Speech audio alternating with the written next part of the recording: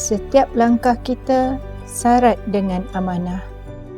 Setiap tugas yang digalas memerlukan kesungguhan hati, dan di sebalik semua itu tersimpan harapan agar kita saling memahami.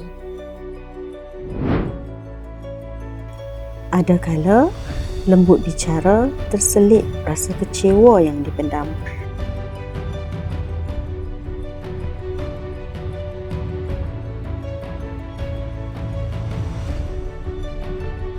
Namun, kesabaranlah yang jadi penawar bagi setiap salah faham.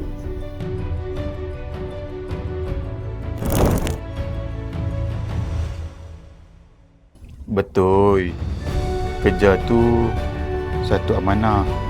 Tapi jangan dilupa pada insan-insan yang sentiasa setia menunggu kepulangan kita di rumah.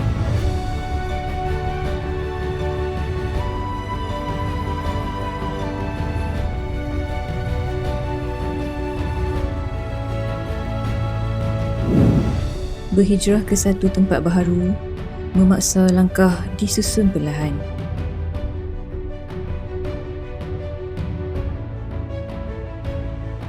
Demi mencari rentak seirama dalam satu pasukan.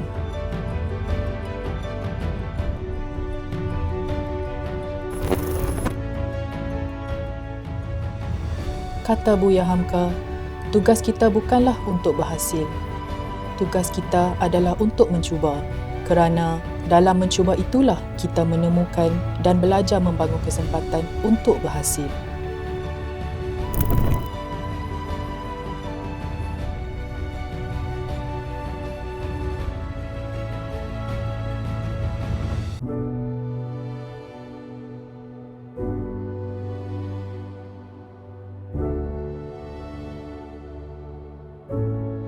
Kerja kuat pun jangan lupa jaga kesihatan kita tau. Tubuh yang sihat tu adalah sahabat kita setiap langkah.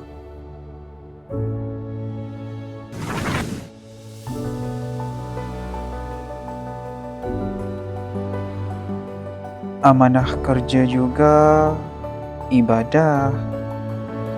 Bezanya, ia dinilai manusia dan dipersoal oleh Tuhan.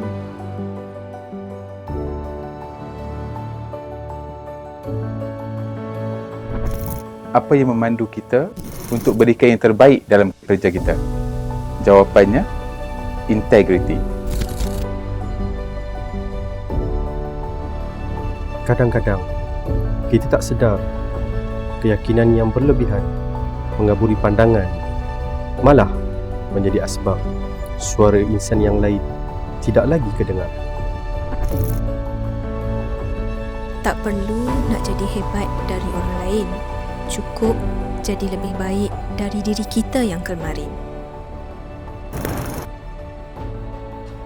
Jadi, dalam perjalanan ini, pasti ada salah faham, ada keletihan dan ada saat kita hampir goyah. Namun, disitulah lahirnya kematangan dan kekuatan sebenar sebuah pasukan. Semoga tabiah Ramadan menyucikan hati dan hikmah Syawal menyatukan kita semua. Kerana kita memikulnya bersama.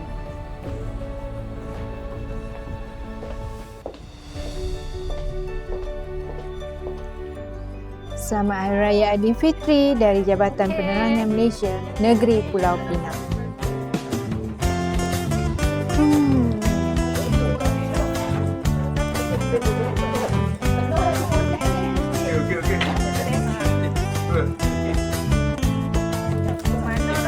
Banyak lemang kita tahun ni.